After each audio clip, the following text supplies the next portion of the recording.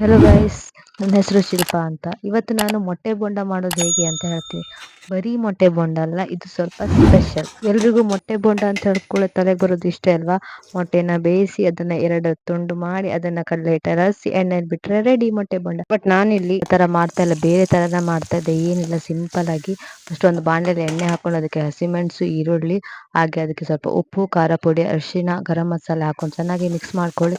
ಅದಂತ gas off ಮಾಡಿ ಅದಕ್ಕೆ ನೀವು ಎಲ್ಲೋ ಕಲರ್ ಇರುತ್ತಲ್ಲ ಅದನ್ನ ಹಾಕೊಂಡು ಮಿಕ್ಸ್ ಮಾಡ್ಕೊಳ್ಳಿ. ಚೆನ್ನಾಗಿ ಮಿಕ್ಸ್ ಮಾಡಿದ ನಂತರ ಈ ಯೆಲ್ಲೋ ಕಲರ್ ಅದೇನಿರುತ್ತಲ್ಲ ಅದನ್ನ ವೈಟ್ ಕಲರ್ ಒಳಗಡೆ ಚೆನ್ನಾಗಿ ತುಂಬಿ ಫುಲ್ ಮೇಲ್ಗಡೆ ತನಕ ತುಂಬಿಕೊಳ್ಳಿ. ಲಾಸ್ಟ್ ಅದು ಮಸಾಲೆ ಉಳಿದ್ರೆ ಈ ತರ ಉಂಡೆ ಉಂಡೆ ಮಾಡ್ಕೊಳ್ಳಿ, ಅದು ಚೆನ್ನಾಗಿರುತ್ತೆ. ಆಮೇಲೆ ಅದನ್ನ ಕಡಲೆ ಹಿಟ್ಟಲ್ಲಿ ಹಸಿ ಎಣ್ಣೆಯಲ್ಲಿ ಬಿಟ್ಕೊಂಡು ಟೇಸ್ಟ್ ನೋಡಿ ಗಾಯ್ಸ್, ನಿಜವಾಗ್ಲೂ ಸಖತ್ತಾಗಿರುತ್ತೆ. ಒಂದ್ಸಲ ಮಾಡಿದ್ರೆ ಪದೇ ಪದೇ ಮಾಡ್ಕೊಂಡು ತಿಂತೀರಾ, ಅಷ್ಟು ಇಷ್ಟ ಆಗುತ್ತೆ ನಿಮ್ಗೆ. ನಾನು ಕೂಡ ಮೊಟ್ಟೆ ಬೋಂಡ ಅಂದ್ರೆ ಇದೇ ತರನೇ ಮಾಡೋದು. ನಂಗಂತೂ ಇದು ತುಂಬಾನೇ ಇಷ್ಟ ಆಗುತ್ತೆ. ನೀವು ಕೂಡ ಟ್ರೈ ಮಾಡಿ, ನಿಮ್ಗೆ ಇಷ್ಟ ಆಗುತ್ತೆ. ಮತ್ತೆ ನೆಕ್ಸ್ಟ್ ವಿಡಿಯೋ ಸಿಗ್ತೀನಿ. ಬಾಯ್.